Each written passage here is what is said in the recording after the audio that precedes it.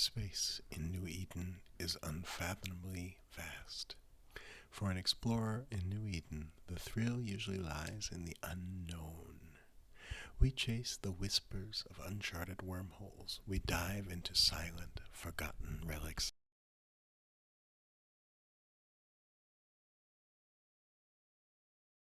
sites, and we map the untouched edges of the galaxy. We are solitary creatures, content to drift through the dark, hunting for secrets lost to time. But sometimes the most breathtaking discoveries aren't hidden by cosmic anomalies, and they aren't born of nature. Sometimes they are the monumental scars left behind by our own history as capsuleers. My greatest journey wasn't a trek to the farthest uncharted corner of the map. It was a pilgrimage, a voyage deep into the Immensity region, to a system that forever altered the landscape of our universe. B-5R5B. To anyone else looking at a screen, it's just a random string of letters and numbers. But to those who know the history of New Eden, those characters carry a profound and heavy weight.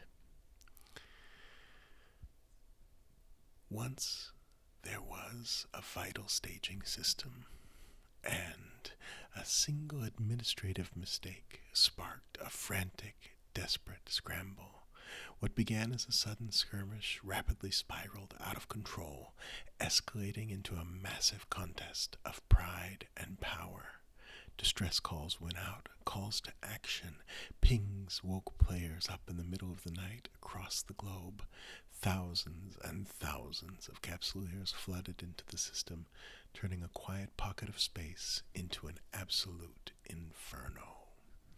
For 21 agonizing hours, 7,500 players clashed in a relentless bloodbath. The server's groan tie-dye kept us all in its grasp, but the sheer weight of the carnage slowed time itself to a crawl. In this stretched reality, fleet commanders made agonizing decisions, calling primary targets and watching in slow motion as doomsday weapons tore across the void. It was a battle of attrition, of stamina, and of immense, unthinkable wealth.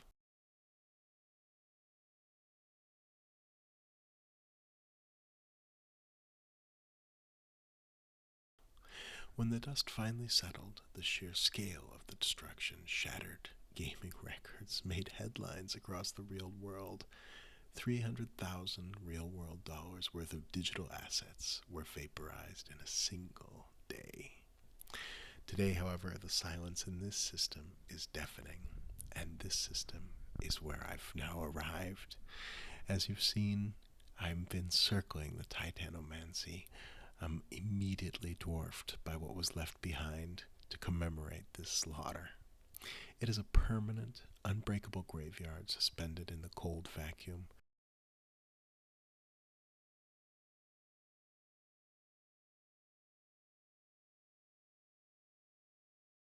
Orbiting these colossal shattered holes, it is almost impossible to comprehend the scale. These aren't just wrecked ships. These are monuments to us as capsuleers. So many titans died on this very grid.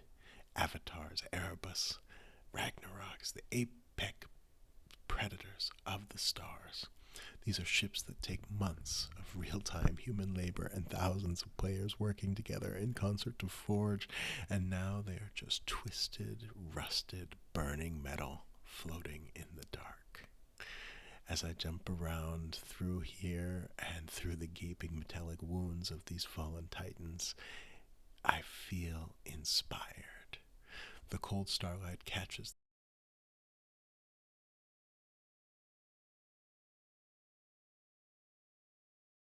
the jagged edges of the armor plates, and you can see illuminating the ghosts of thousands of hours of effort, of empires colliding, of alliances rising and falling in a single fiery night. I've mapped the stunning volatile lava planets. I've danced on the razor's edge of collapsing black holes and navigated the terrifying shifting corridors of abyssal dead space. But flying through the shadow of this graveyard that changes you, gives you an entirely new sense of self. As a lone explorer, you often feel completely disconnected from the massive sweeping politics of nullsec empires. You're an observer, a ghost flitting through their space. But here, surrounded by the remnants of the ultimate war, you realize you share the same universe, the same risks, the same vulnerability. It reminds us that as individuals we're incredibly small against the backdrop of the cosmos, yet together we are capable of moving and destroying even the stars.